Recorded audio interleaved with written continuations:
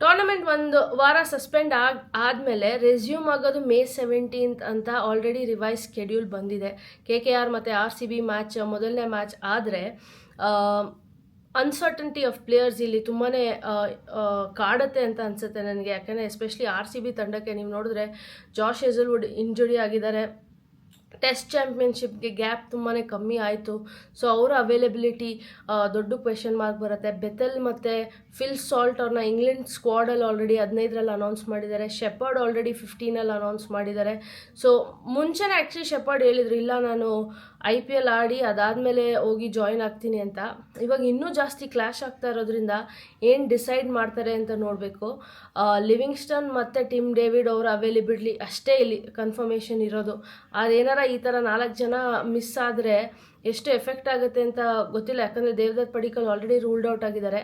ರಜತ್ ಪಟ್ಟಿದಾರ್ ಅವರು ಕೂಡ ಫಿಟ್ ಇರಲಿಲ್ಲ ಆ ಒಂದು ಲಕ್ನೋ ಮ್ಯಾಚ್ ಆಡೋದಕ್ಕೆ. ಸೊ ಆ ಒಂದು ವಾರ ಏನು ಗ್ಯಾಪ್ ಸಿಕ್ಕಿದೆ ಅದರಲ್ಲಿ ರೆಡಿ ಆಗ್ತಾರಾ ಅನ್ನೋದೊಂದು ಪ್ರಶ್ನೆ ಬಂದೇ ಬರುತ್ತೆ. ಸೊ ತುಂಬಾ ಒಂದು ತಲೆನೋವು ಜಸ್ಟ್ RCBಗೆ ಈ ಒಂದು ಗ್ಯಾಪಲ್ಲಿ ಅನಿಸ್ತಾ ಇದೆ. ಯಾಕಂದರೆ ಟಾಪ್ 2 ಫಿನಿಷ್ ಮಾಡೋದು ತುಂಬಾ ಇಂಪಾರ್ಟೆಂಟು.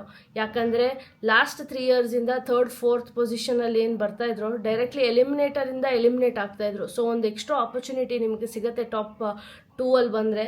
ಸೊ ಆ ಒಂದು ಕಾರಣದಿಂದ ಇಲ್ಲಿ ಯೋಚನೆ ಮಾಡಬೇಕಾಗತ್ತೆ, ಯಾವ ಥರ ಇವರು ಟೀಮ್ನ ಕಾಂಬಿನೇಷನ್ ನೋಡ್ತಾ ಇದ್ದಾರೆ, ಯಾರ್ಯಾರು ಬಂದು ಜಾಯಿನ್ ಆಗ್ತಾರೆ, ಅದು ಕೂಡ ಒಂದು ದೊಡ್ಡ ಕ್ವೆಶನ್ ಮಾರ್ಕ್ ಥರ ಕಾಣಿಸ್ತಾ ಇದೆ ಅಲ್ಲಿ. ಬಟ್ ನಂದಲೆಸ್ ಬೇರೆ ಪ್ಲೇಯರ್ಸ್ ಎಲ್ಲ ಫಿಟ್ ಆ್ಯಂಡ್ ಅವೈಲೇಬಲ್ ಇರೋದ್ರಿಂದ ಹೋಪ್ ಮಾಡ್ತಾ ಇರ್ತಾರೆ ಯಾರೇ ಬಂದ್ರೂ ಒಂದು ಒಳ್ಳೆ ಕ್ರಿಕೆಟ್ ಆಡ್ಕೊಡ್ತಾರೆ ಅಂತ.